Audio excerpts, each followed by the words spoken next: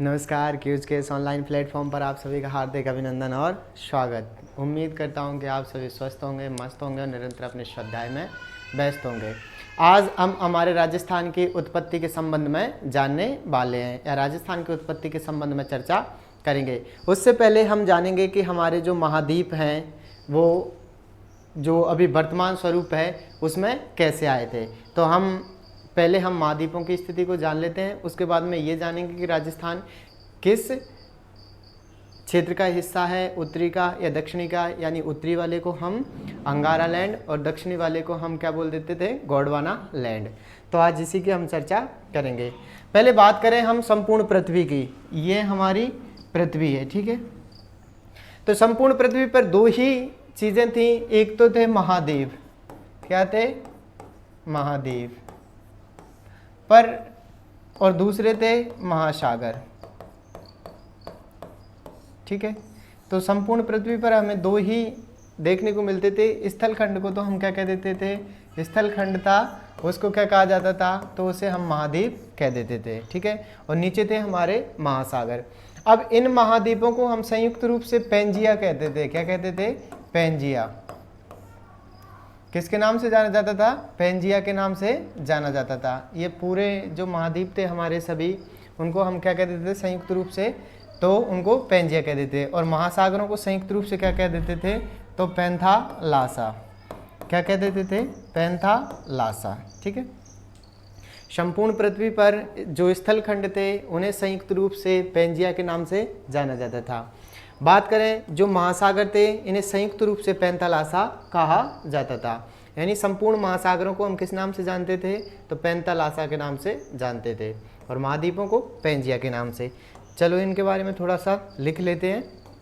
सबसे पहले पेंजिया।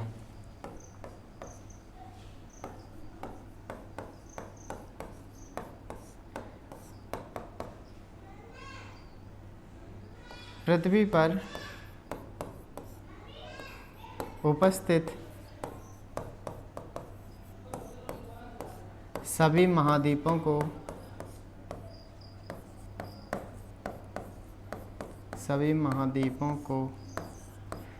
संयुक्त रूप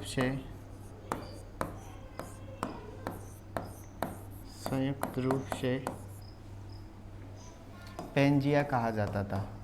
यानी पृथ्वी पर जो महाद्वीप थे उनको संयुक्त रूप से क्या कहा जाता था, तो पेंजिया कहा जाता था। क्या कहा जाता था?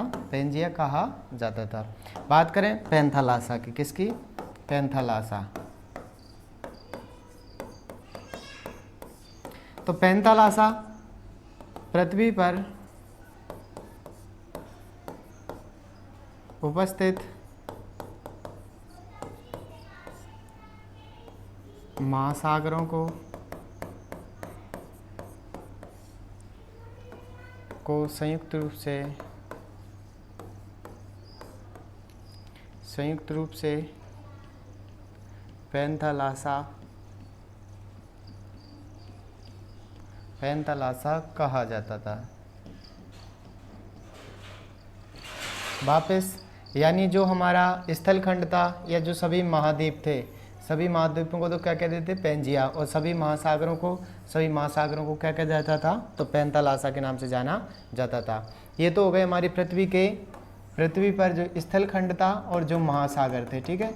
इनके दोनों के नाम हो गए, ठीक है। ये तो हो गई हमारी पेंजिया और ये पैंथालासा। अब आगे चल के पहले एक बार फिर बना देते हैं हम। ये पेंजिया, ये पैंथालासा।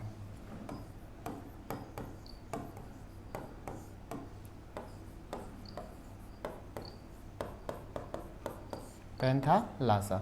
अब आगे चल के क्या होता है कि ये जो पेंजिया है उसके दो टुकड़े हो जाते हैं, एक तो उत्तरी और एक दक्षिणी, ठीक है। ये उत्तर वाला तो इसको उत्तरी नाम, और ये दक्षिण वाला तो इसको दक्षिणी नाम, ठीक है। इसके दो टुकड़े हो जाते हैं, कौन कौन से? उत्तर और दक्षिण। अब उत्तर वाले का नाम रख देते हैं अंगारा लैंड। क्या रख देते हैं? अंगारा लैंड, या इसे संयुक्त रूप से लॉरेंसिया कहा जाता था। संयुक्त रूप से क्या बोल देते थे, तो लॉरेंसिया बोल देते थे। दक्षिण वाले का नाम रख देते हैं गोंडवाना लैंड, गोंडवाना लैंड, क्या कह देते थे, तो गोंडवाना लैंड के नाम से जाना जाता था। किसको, ये दक्षिण वाले पार्ट को गोंडवाना लैंड के नाम से जाना जाता था और उत्तर वाले पार्ट को अंगारा लैंड या लॉरेंसिया के नाम से जाना जाता था। यानी कि जो पृथ्वी थी हमारी, पेंजिया क्या होता है, पेंजिया दो टुकड़ों में विभक्त हो जाता है। किस किस में, अंगारा लैंड जो उत्तरी भाग होता है और गोंडवाना लैंड जो कि दक्षिणी पार्ट होता है। अब जानते हैं कि अंगारा लैंड से कौन से महाद्वीपों का निर्माण हुआ और गोंडवाना लैंड से किस महाद्वीप का निर्माण हुआ। तो चलिए आगे अब देखते हैं हम किससे किसका निर्माण हुआ था। ठीक है, तो इस उत्तर वाले को क्या नाम दिया था हमने, अंगारा लैंड। क्या नाम दिया था, अंगारा लैंड। ठीक है, और इस वाले को क्या नाम दिया था, गोंडवाना लैंड, वाना लैंड। इन दोनों के मध्य एक भूसन्नति देखने को मिलती है इन दोनों के बीच में, तो वो है तैतीस सागर। क्या देखने को मिलता है, तैतीस सागर। ठीक है, ये तैतीस सागर अंगारा लैंड और गोंडवाना लैंड के मध्य स्थित है। अब बात करते हैं हम सबसे पहले कि हमारे अंगारा लैंड से कौन कौन से महाद्वीपों का निर्माण हुआ। तो सबसे पहले उत्तरी अमेरिका, कौन सा, उत्तरी अमेरिका। ठीक, उसके बाद में आगे चलते हैं तो यहाँ पे हमें यूरोप और एशिया का पार्ट देखता है। ठीक है, तो इसे हम यूरोप और एशिया। ठीक है, अंगारा लैंड को हम एक और नाम से जानते हैं, किस नाम से जानते हैं, लॉरेंसिया के नाम से। किस नाम से जानते हैं, तो लॉरेंसिया के नाम से जानते हैं। ठीक है, तो इससे किस किस का निर्माण हुआ, अंगारा लैंड से। अंगारा लैंड से बना हमारा नॉर्थ अमेरिका, यूरोप और एशिया। अंगारा लैंड के हमें 3 महाद्वीप देखने को मिलते हैं, कौन कौन से, तो उसमें देखने को मिलता है हमें कौन सा, उत्तरी अमेरिका, आगे आता है हमारा यूरोप और फिर हमें एशिया। ये किससे देखने को मिलते हैं, तो ये देखने को मिलते हैं हमें किससे, अंगारा लैंड से। अब बात करते हैं कि हमें गोंडवाना लैंड के कौन कौन से पार्ट्स देखने को मिलते हैं। बात करें हम गोंडवाना लैंड की, तो गोंडवाना लैंड के यहाँ पर नीचे है हमारी दक्षिण अमेरिका। कौन सी, दक्षिण अमेरिका। दक्षिण अमेरिका के पास में यहाँ यूरोप के नीचे है हमारा क्या, अफ्रीका। कौन सा महाद्वीप, अफ्रीका महाद्वीप। अब एक और चीज़ यहाँ से जो याद रखनी है विशेष करके, जो हमारा भारत है, जो प्रायद्वीपीय भारत है, वो पहले अंगारा लैंड का हिस्सा नहीं था। वो किसका हिस्सा था, गोंडवाना लैंड का। लेकिन प्रायद्वीपीय भारत किसका हिस्सा है, तो वो याद रखना गोंडवाना लैंड का, ना कि अंगारा लैंड का। यानी जो प्रायद्वीपीय भारत है वो अंगारा लैंड का हिस्सा नहीं है, गोंडवाना लैंड का है। यहाँ पर एक और महाद्वीप बनता है ऑस्ट्रेलिया और यहाँ अंटार्कटिका। ठीक है, 1 2 3 4 5 6 7। तो इस प्रकार से ये 7 महाद्वीपों का निर्माण होता है। कैसे, वापस जानते हैं हम अंगारा लैंड। तो अंगारा लैंड से कौन कौन से आते हैं, नॉर्थ अमेरिका, उत्तरी अमेरिका, यूरोप और एशिया। इन तीनों का निर्माण किससे हुआ था, तो अंगारा लैंड से। गोंडवाना लैंड की बात करें तो दक्षिण अमेरिका, अफ्रीका और जो प्रायद्वीपीय भारत है, ऑस्ट्रेलिया, अंटार्कटिका, इन सभी का निर्माण किससे हुआ, तो इन सभी का निर्माण हुआ था गोंडवाना लैंड से।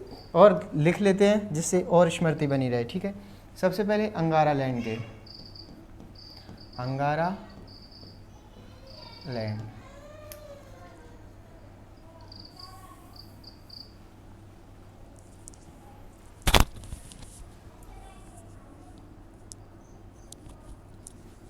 किसकी बात कर रहे थे हम, तो अंगारा लैंड की। ठीक है, कि अंगारा लैंड से कौन कौन से पार्ट्स बनते हैं।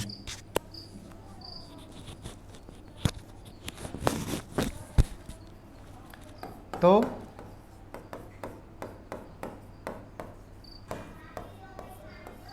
अंगारा लैंड, तो अंगारा लैंड से बात करें हम कौन कौन से महाद्वीपों का निर्माण हुआ था, तो हमने देख लिया था कि अंगारा लैंड से हमारी उत्तरी अमेरिका, उत्तरी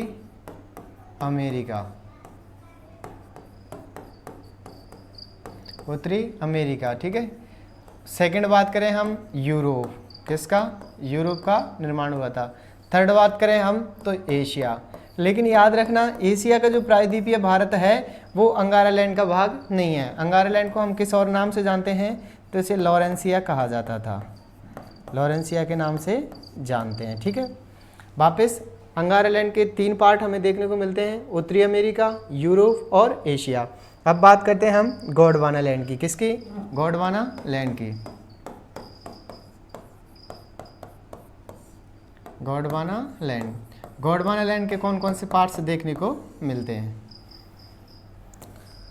तो गोंडवाना लैंड्स में पहला पार्ट था हमारी उत्तर अमेरिका के नीचे। कौन सी अमेरिका? तो दक्षिण अमेरिका। कौन सी अमेरिका? दक्षिण अमेरिका। अमेरिका के हम थोड़ा सा और पूर्व की ओर चलते हैं तो पूर्व में देखने को मिलता है अफ्रीका। कौन सा देखने को मिलता है? अफ्रीका। अफ्रीका के थोड़ा सा और आगे है प्रायद्वीपीय भारत। प्रायद्वीपीय भारत। कौन सा? प्रायद्वीपीय भारत। प्रायद्वीपीय भारत के नीचे देखने को मिलता है ऑस्ट्रेलिया। कौन सा देखने को मिलता है? तो ऑस्ट्रेलिया। और उसके थोड़ा सा और नीचे चलते हैं हम तो अंटार्कटिका। कौन सा? अंटार्कटिका। तो इन सभी महाद्वीपों का निर्माण किससे हुआ? गोंडवाना लैंड से। ठीक है, वापस इनको मैप के माध्यम से समझ लेते हैं। सबसे पहले दक्षिण अमेरिका, ठीक है, फिर अफ्रीका, फिर प्रायद्वीपीय भारत, फिर ऑस्ट्रेलिया और फिर अंटार्कटिका। अंटार्कटिका, ऑस्ट्रेलिया, प्रायद्वीपीय भारत, प्रायद्वीपीय भारत और अच्छे से नाम लिख लो, ऑस्ट्रेलिया, ऑस्ट्रेलिया, ठीक है, और ये अंटार्कटिका। ठीक है, अंटार्कटिका। और ये वाला अफ्रीका, अफ्रीका। ये तो दक्षिण अमेरिका, दक्षिण अमेरिका। तो दक्षिण अमेरिका, अफ्रीका, प्रायद्वीपीय भारत और हमारा ऑस्ट्रेलिया और कौन सा? अंटार्कटिका। ये किसके पार्ट है? तो ये गोंडवाना लैंड के। बात करें भाई हम किसकी? अंगारा लैंड की। तो अंगारा लैंड की बात करते हैं तो उत्तरी अमेरिका, नॉर्थ अमेरिका। ठीक है, इसके ऊपर बात करते हैं तो यूरोप। कौन सा? यूरोप। और यहाँ पर बात करते हैं तो एशिया। कौन सा? एशिया। तो ये पार्ट किसके हैं? ये तीनों पार्ट किसके हैं? तो ये देखे थे हमने अंगारा लैंड के। किसके? अंगारा लैंड। ठीक है, तो ये अंगारा लैंड के पार्ट हैं। तो ऐसे हमारे जो महाद्वीप हैं वो अस्तित्व में आए थे। हमारे महाद्वीपों का निर्माण कैसे हुआ था वो हमने देख लिया। और महाद्वीपों का जो सिद्धांत दिया था, महाद्वीपीय विस्थापन सिद्धांत, इसकी चर्चा मैंने आपको प्रारंभ में नहीं की, तो आप लिख सकते हो महाद्वीपीय विस्थापन सिद्धांत।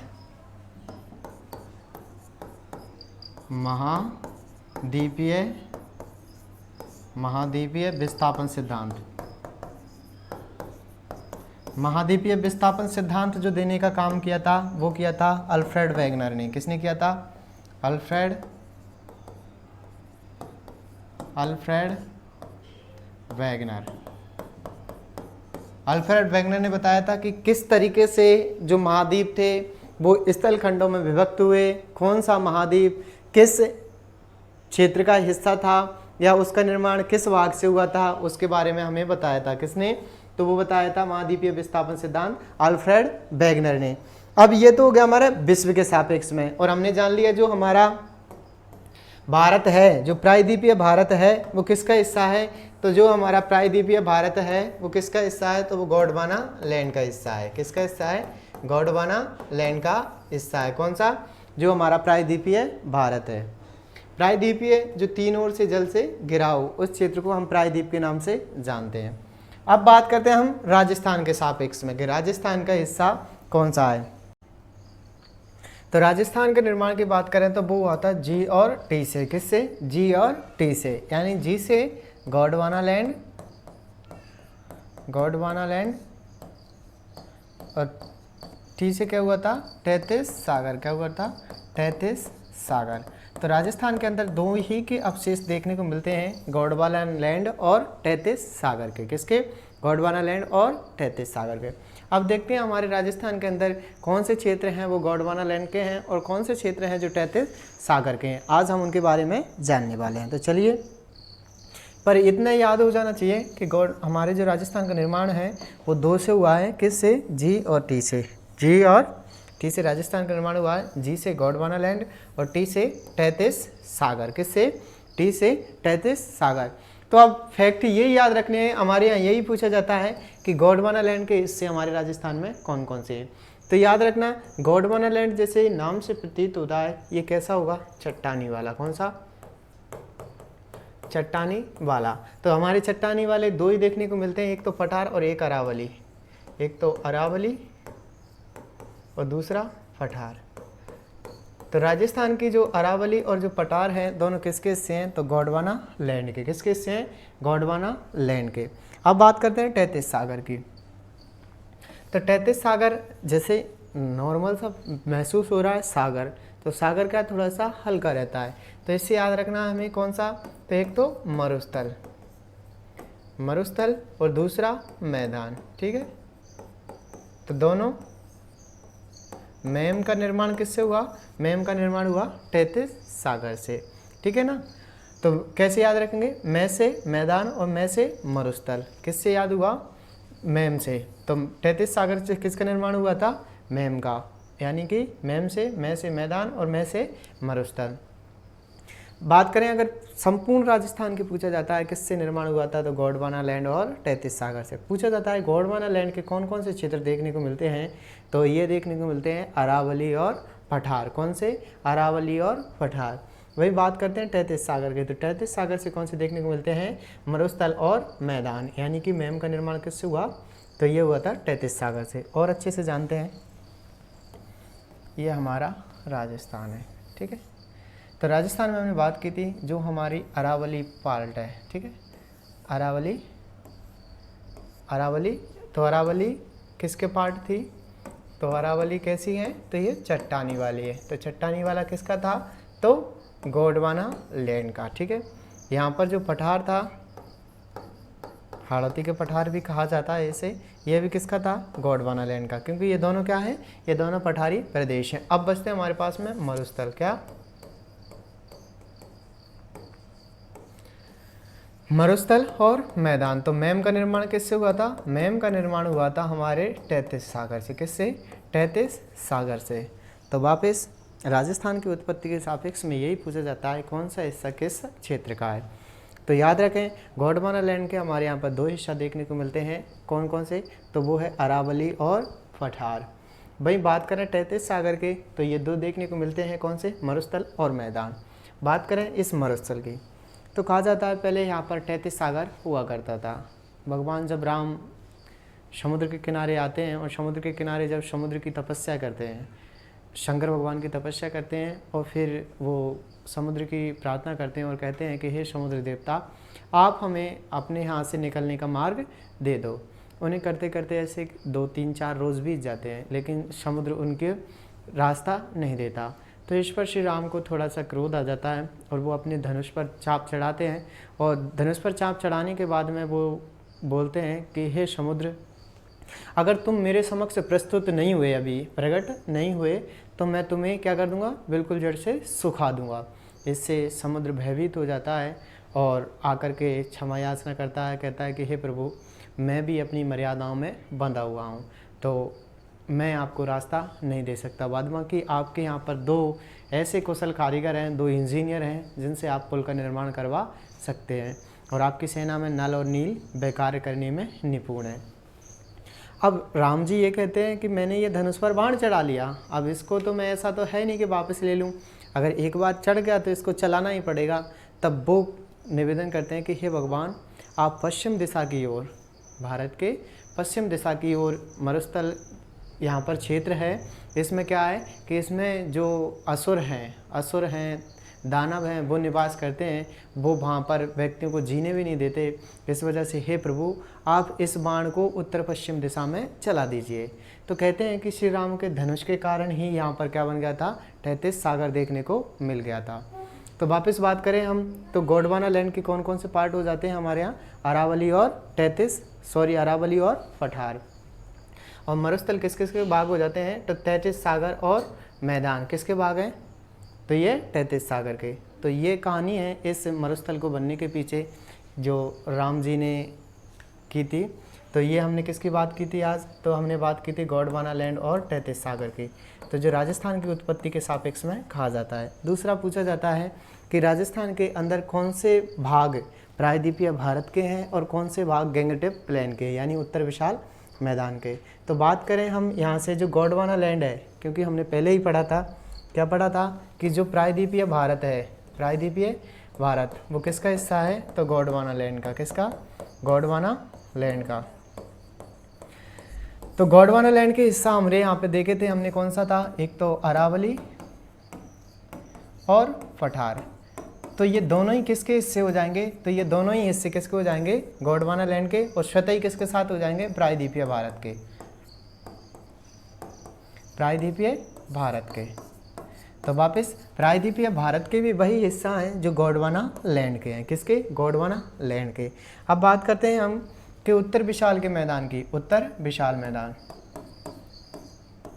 अब याद रखना, उत्तर विशाल मैदान और मरुस्थल के जो पार्ट हैं वो सेम हो जाएंगे, यानी कि जो हमारा मरुस्थल वाला पार्ट है और जो हमारा मैदान वाला पार्ट है, जो हमारा मैदान वाला पार्ट है, ठीक है, और ये मरुस्थल वाला, ये अरावली को छोड़ के और ये पठार को छोड़ के। एक मिनट,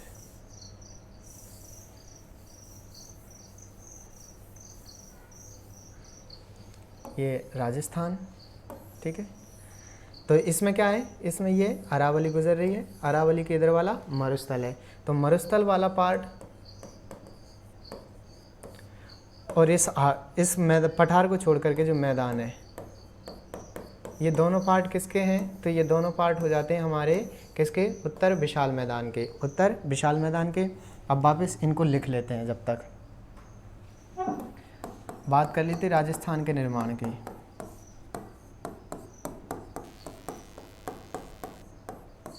राजस्थान का निर्माण तो हमने देख लिया था जी और टी से। जी से क्या देखा था? जी से देखा था गोंडवाना लैंड, गोंडवाना लैंड और तैतीस सागर।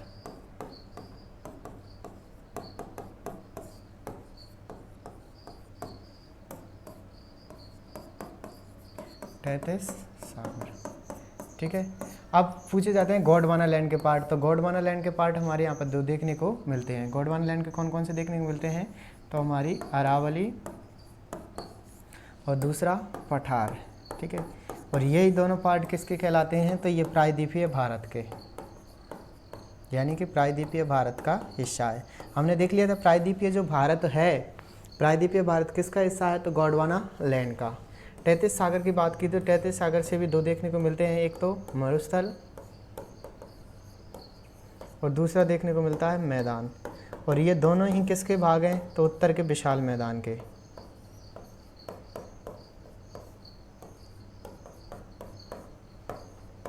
उत्तर विशाल मैदान के कौन से भाग देखने को मिलते हैं? तो मैदान और मरुस्थल, ठीक है। तो ये तैतीस सागर के अवशेष भी हैं और गोंडवाना लैंड के भी हैं। तो इस प्रकार से राजस्थान का निर्माण हुआ था। तो ये आपको याद रखना, ठीक है। तो यहाँ तक आपको समझ में आ गया होगा। महाद्वीपों की भी हमने विस्तृत से चर्चा की थी, महाद्वीपों के बारे में अच्छे से जाना था, कौन सा महाद्वीप किस का हिस्सा है और भारत किसका हिस्सा है। तो भारत हमारे गोंडवाना लैंड का, जो प्रायद्वीपीय भारत है वो गोंडवाना लैंड का हिस्सा है। बाद बाकी का जो ऊपर वाला था वो किसका था? तो वो था हमारे, पहले उसको पढ़ा था संयुक्त रूप से पेंजिया कहा गया था। तो उसके बारे में हमने बात कर ली थी। संपूर्ण पृथ्वी पर दो ही भाग थे, महासागर और महाद्वीप। महासागरों को तो पैंथालासा और इसको पेंजिया। ये अंगारा लैंड और गोंडवाना लैंड में विभक्त हो जाता है। अंगारा लैंड से 3 महाद्वीपों का निर्माण होता है, एक तो हमारी उत्तरी अमेरिका, यूरोप और एशिया। एशिया में लेकिन प्रायद्वीपीय भारत का नहीं होता। वहीं गोंडवाना लैंड की बात की थी तो दक्षिण अमेरिका, अफ्रीका और हमारे प्रायद्वीपीय भारत ऑस्ट्रेलिया और अंटार्कटिका का निर्माण करते हैं। फिर बात की थी राजस्थान की, तो राजस्थान का निर्माण जी और टी से हुआ था। गोंडवाना लैंड के हमें 2 पार्ट देखने को मिलते हैं, कौन से? अरावली और पठार। तैतीस सागर से मैदान और मरुस्थल देखने को मिलते हैं। तो ये तो था हमारे राजस्थान के सापेक्ष में। एक और था कि जो अरावली है, ये हाँ एक और याद रखना, अरावली राजस्थान का प्राचीनतम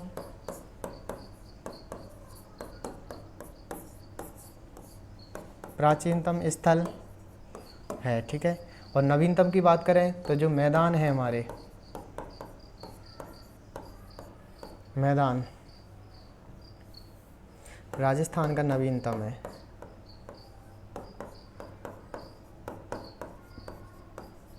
नवीनतम स्थल है कौन सा? मैदान। ठीक है, तो याद रखना अरावली क्या है, ये जो अरावली है वो सबसे प्राचीनतम है।